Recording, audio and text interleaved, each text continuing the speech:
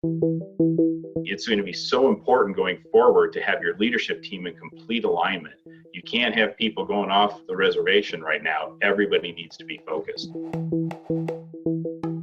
That was Craig P. Anderson, a leadership and business coach in Indianapolis, and our guest today on Beyond COVID, an IBJ podcast that's about getting you to the other side of the coronavirus crisis.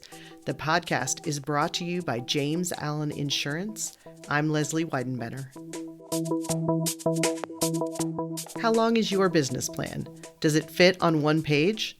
Craig P. Anderson says too many companies create business plans that are dozens, if not hundreds, of pages long and are just too complicated to follow. As president of his previous company, Student Connections, and his work at Strada Education Network and JPMorgan Chase, Craig says he learned that a concise, straightforward business plan is the key to success, not just in normal times, but especially now, when the economy has been thrown for a loop. Through his company, Clear Path Coaching and Consulting, he leads business leaders through the process of creating a plan. And today, he's going to share with us how to do it. Here's our conversation. Craig, thanks so much for joining us on the podcast. Thank you. Tell us about what you do and how long you've been working with leaders. My company is Clear Path Coaching and Consulting.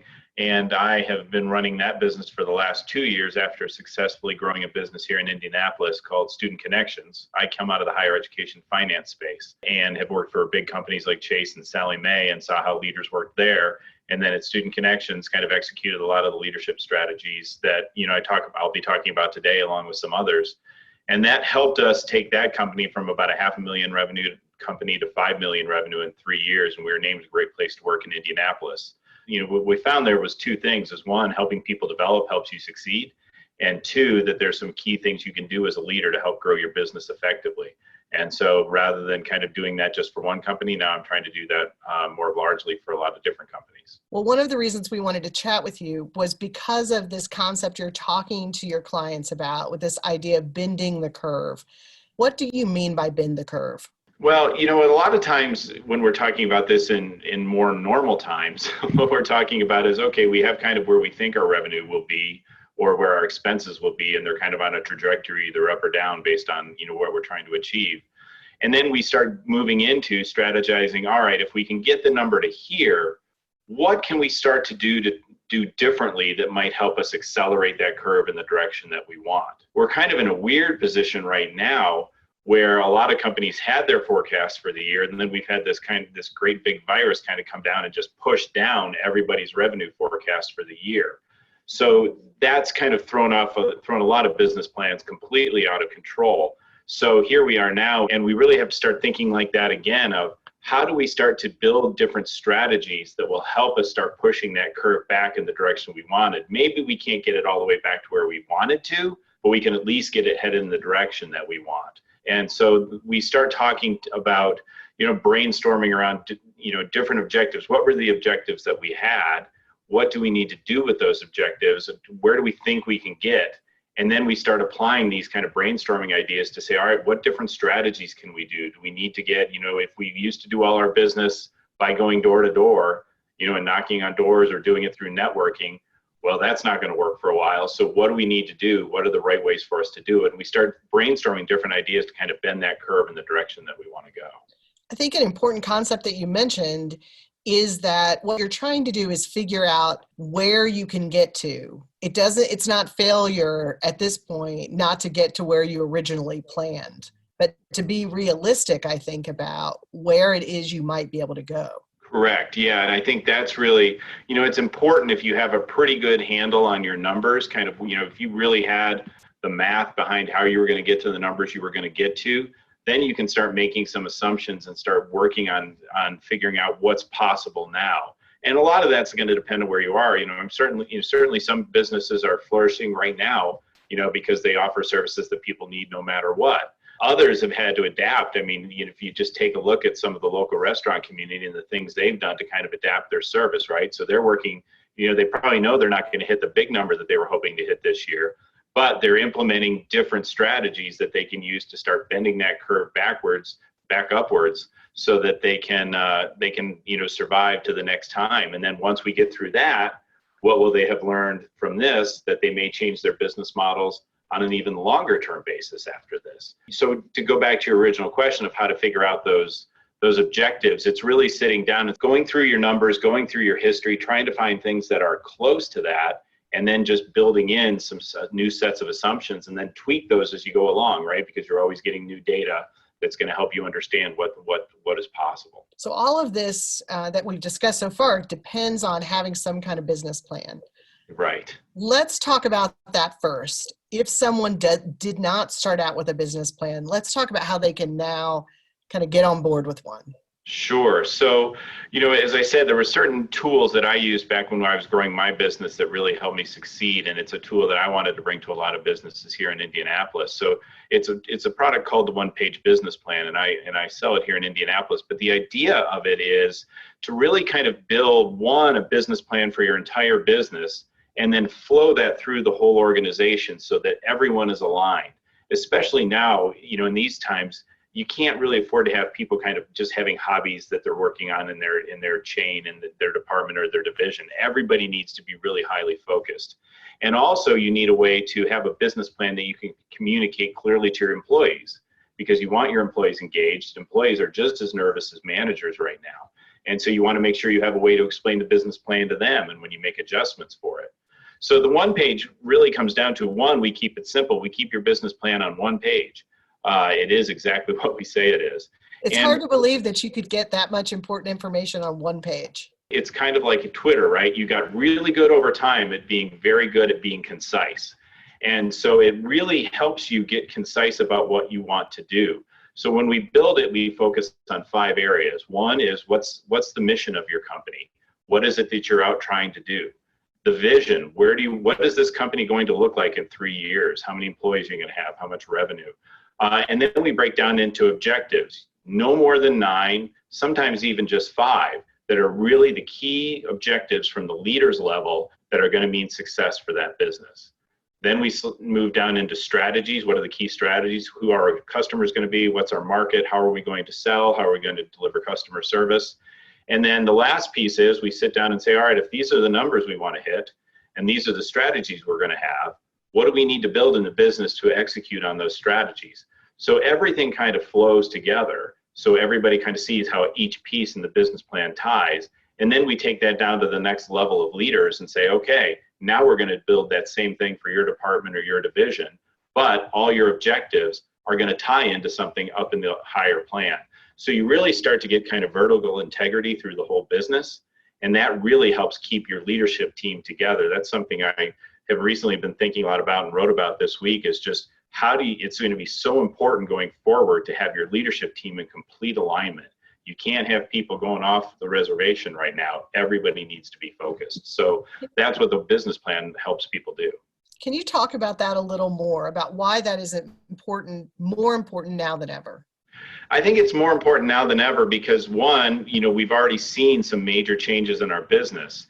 And, there's always, when times are good and everybody's successful, some of your team having some pet projects that may or may not work out and they take, 20% of their time and it's not really burning down the business, that's okay. We'll go ahead and do those because something might come out of it. But now we have to kind of all roll our sleeves up and start moving forward in one direction. We really don't have time as business leaders to say, we can spend a little bit of time on that. No, we've got to lay out exactly where we're going to go, and we all have to be on the same page to get there. And I think that is where this becomes a really important piece.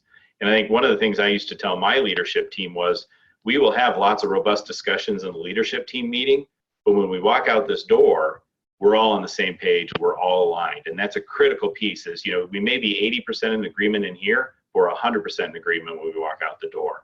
And that's how you also keep your team and lessen that nervousness that you've got in your team, because when they're hearing the same messages from everybody, that helps keep everybody focused on moving the business forward. So that's a really key piece. Talking more about the business plan, who should be involved in creating that one-page plan? Yeah, that's a great question. And how I really work with my clients is we start out with the leader of the business, and we start out at the top of the house and say, all right, what's the business we're building here? Why are we doing it? Everything starts and ends with the leader. at least as far as setting the plan for going forward. So we start out and they kind of lay out the vision for the business. They lay out those objectives, they lay out those strategies and the action plans, and they put that all together. And usually what I do is I work with the leader over probably 3 sessions, and we put that together with some homework for them in between. And then we have a meeting where we unveil that plan to the leadership team.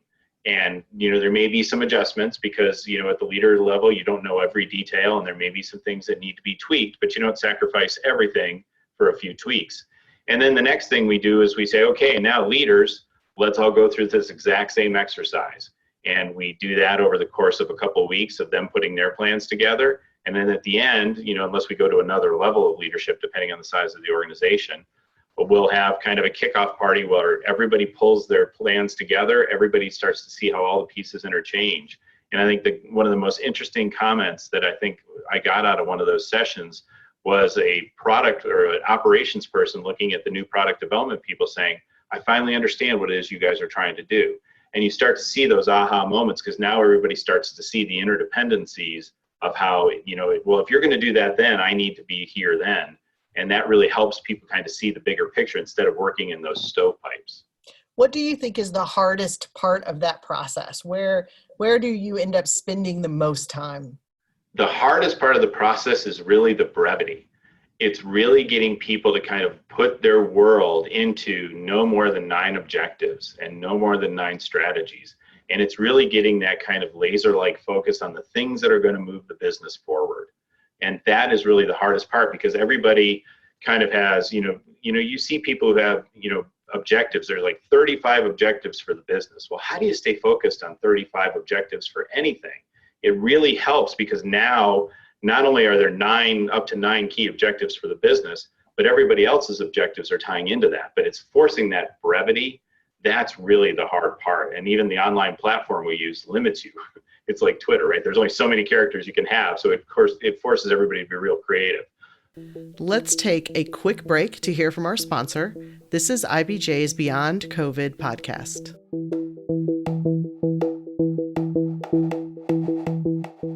As you work your way through the pandemic crisis, would your business be ready if this happened again?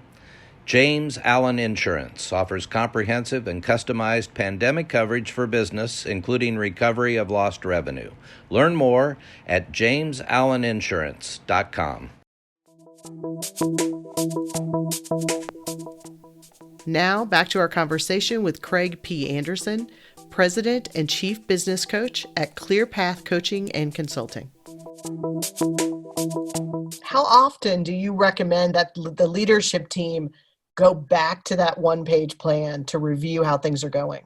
Yeah, so the danger in any business plan is, you see a lot of companies spend October, November, part of December, and they put together this amazing 200-page document, and everybody feels great. And then they put that document up on a shelf, and nobody pulls that off the shelf again for the rest of the year. So as much as, the product itself and going through the process of developing the one-page plan is important, where it becomes successful is when you sit down and review it every month. So what I recommend to my clients is we have a monthly business review with that leadership team every month. They put the results in before we sit down at the meeting. Everybody has transparency into everybody's results before the meeting even starts. And then we can come in and we start looking at where they're at on their objectives, if they're trending in the right direction, where they're at in their action plans that they're developing to the projects they're working on. Are they ahead of budget, behind budget? Are they on time, behind time? And then they can really sit down and say, okay, if I need some help here to get this project done, who can help me? So it's really important to make that a living, breathing document that runs the business. So it's important to meet monthly and review that thing every month. It would be tempting at this point when everything has blown up and just kind of throw that document out the window. Why should either someone throw it out the window or why shouldn't they? I would not recommend anybody throw it out the window. I have another colleague who's very big on kind of the idea that we should just blow everything up right now, and he and I debate that a little bit. But I think what's important now is you put a lot of work into it. Let's really see what is salvageable out there. There were good ideas that went into that document, and this hasn't changed everything about your business potentially. So let's go in and let's pull those pieces, and maybe we're not creating new objectives or we're not creating new strategies, but we're tweaking those things. So let's take those good ideas that we already have in the business plan And then let's figure out, do we need to throw that one away, or do we need to adjust it, and do we need to add new ones? So you don't want to just kind of throw the whole thing out because work went into it, but go in and find out the most important pieces of that document and keep those. And for something like, if I was taking one of my clients through, the mission hasn't changed of what we do, the clients that we serve and why we exist. Maybe the vision's been tweaked, but that's a 3-year run. So let's see what we can do to adjust to that. But it may be over this 1-year period of the objectives and the action plans that we say, let's go ahead and make some adjustments in this and tweak the things that we need to do to try and get as close to those original numbers as we can this year. Now, as you're talking about that, are you talking about businesses that may have had some interruption, but have something solid they can work with? What about, does that also apply to companies that are frankly just trying to survive, that are really well, struggling? I think, it's a lot more challenging if you're just trying to survive, but having a plan gets you at least to the point where you know where you're at. Because if you didn't have a business plan going into this, how do you really know how bad off you are, or how not bad off you are? I think it's really, this becomes kind of a level setting document, and it's why it's important to have this kind of scorecard to say, where are we really at? How far are we deviated from our numbers? So I still think there's value in doing the exercise. I might not take a month to do it with somebody in that position, right? We may just sit down and try and do that all in a day, to try and get them laid out and start getting those ideas flowing to try and see what we can do to salvage the business and move it forward. But certainly it depends on the environment they're in and what the situation of the business is, right? So it's very situational. How do you start that conversation when someone comes in and they're really scared? Well, I think, in any conversation, and especially in a time like this where everybody's really scared, it's the first place to go is let's kind of get to a fact-based discussion. Let's try and pull, the emotion is all there and it's all very raw, but let's see what we can do to set that aside to say, all right, where are we really at? What kind of cash do we have on hand? What can we really do with our customers right now? Let's really get to the heart of our situation in a factual way. That, I think, is the first step, is to try and get some of that emotion out of it and really get into where we're at. And then we sit down and we say, okay, if this is where we're at, where do we need to be? Where do we start taking the steps to move forward? And that's, I think, the best way to handle that situation, is to try and just, maybe get some of that emotion out of the way early, and then take a breath and let's go in and start digging into the numbers as quickly as we can and figure out what it is we can do. Can you give us some examples of ways that you've seen businesses make some changes or brainstorm some ideas to help them survive this situation better? Yeah, I think, it's some of the clients, we're still working on it with some of my clients and working on those ideas, but I think we've seen a lot, just through your podcast, and we've seen a lot in the dining community here. We've seen what, Sam's has done with their completely switching their business model around, how many companies have worked to try and find new ways to get their content to their customers. So I think what we've seen is kind of necessity being the mother of creation here, and people are coming up with ideas they need to try and adjust the business model to get to the best place they can. So I don't have a lot of specifics for you here, but I do think people are trying to find creative ways. And you can see that people have gone in and said, all right, how do we, at the end of the day, what we do is we deliver this. How can we deliver that in a new and different way? And, I've seen some stores saying, hey, we'll bring the product to you. You can order it online. We'll bring it to you. You can order it. We'll do I saw people doing curbside pickup when they didn't even know that, when you could still go into their stores because they wanted to meet their clients where they were. So I think that what we're seeing is people figuring out, where do my clients need me to be?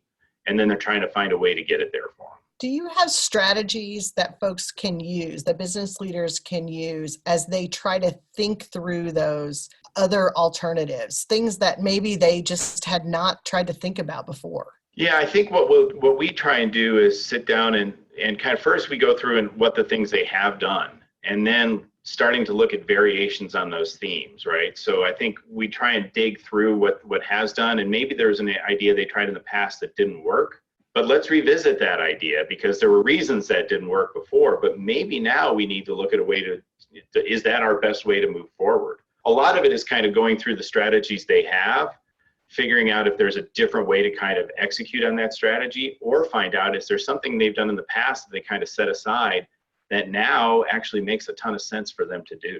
And then we try and, adjust to those strategies. So it's really kind of digging in and figuring out where can we be creative on some of these things.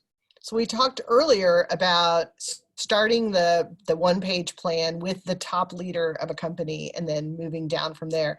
As you're doing the brainstorming to try to figure out how to alter the plan, who should be involved in that conversation? Well, I think where I would probably start in that is to sit down with probably the leadership team at that point, and let's get all our plans on the table, and let's start to figure out where do we start making the adjustments, and kind of go around and figure out where are you at against these objectives, and how bad off are we, and where can we make up for that somewhere else in the organization.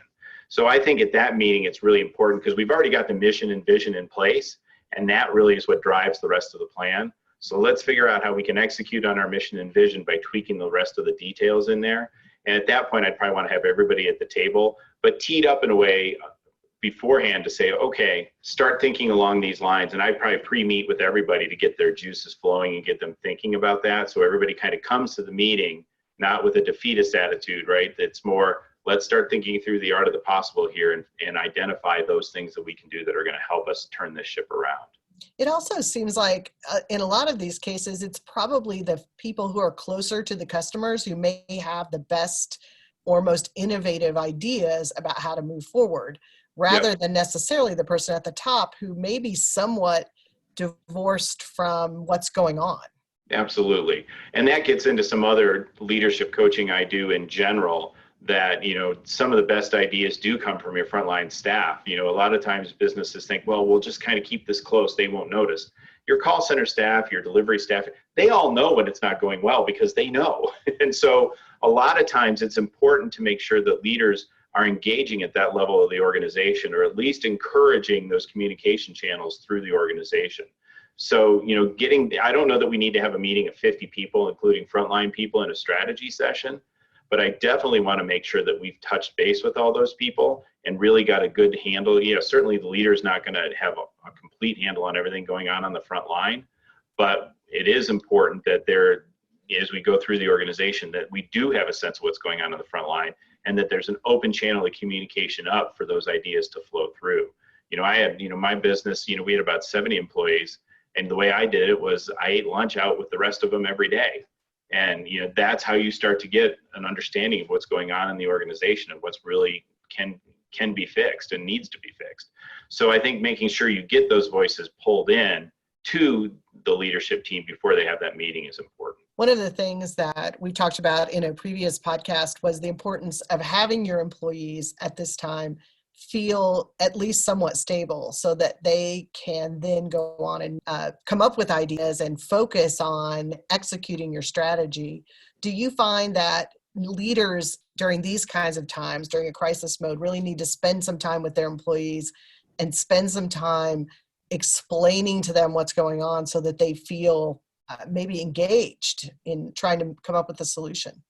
Yeah, absolutely. With the one-page plan, my clients, I encourage them for the leaders plan, to review that with the whole team in some sort of town hall, every month. So everybody really maybe there's some details you can't get into depending if you're public or private, but certainly make sure that everybody kind of knows where the business is. And then I think the other piece of that that's important is when you kind of line out what your mission is for the organization, make sure everybody in the organization understands what their role is in that mission. Whether you're a frontline call center person, whether you're the social media person or the executive admin, everybody has a role tied toward that mission. So I think one is, you should always be kind of keeping your employees engaged on what's going on as the business as a whole, but especially now, being in front of your employees. And I don't think you go up with a sense of false bravado and say, everything's great, everything's great. Everybody knows it's not great. So I think it's important to be transparent to say, these are the challenges. These are what we're doing to try and stop those challenges and fix those challenges, and, stay with us on the ride. And I think that's what the important piece is. And being honest and transparent is what's going to keep those employees with you, because you're really going to want the best employees with you. And that's how you kind of keep everybody together. And you don't want people running for the hills right now. If you could give business leaders who are listening one or two pieces of advice for things to do today to try to set their company on the best path possible, what would you tell them? I think what I would tell them in that case would be, one, really sit down and know your numbers, know what's going on in your business so you know exactly where you stand and where your risks are in the business. The second thing I would encourage them to do is to get their leaders together as quickly as possible, and they probably already have, but really set the tone that we're trying to be creative here. We're trying to come up with solutions that are going to help us grow this business moving forward, and nothing's off the table. We're going to do what we need to do to kind of adjust and start bending that curve in the direction we want it to go. So what have I not asked you about that you would like to talk about, or that I should ask you about? Well, I think, I'm not sure there's a question you haven't really asked me that you should touch on, but I think it's just really important to reiterate, there's a lot of ideas of making business plans, these grand, big documents, and there's certain things you do when you're in certain situations, but really for what you're doing to operate the business, it's really critical to get a straightforward business plan that focuses on the priorities of the business to really start driving things forward and get your whole team engaged and aligned towards a greater level of success. So that's probably the biggest thing that I would want to make sure people leave with. Craig, thank you so much for talking with us today. It's been really helpful. Thank you so much. This was great. I appreciate it.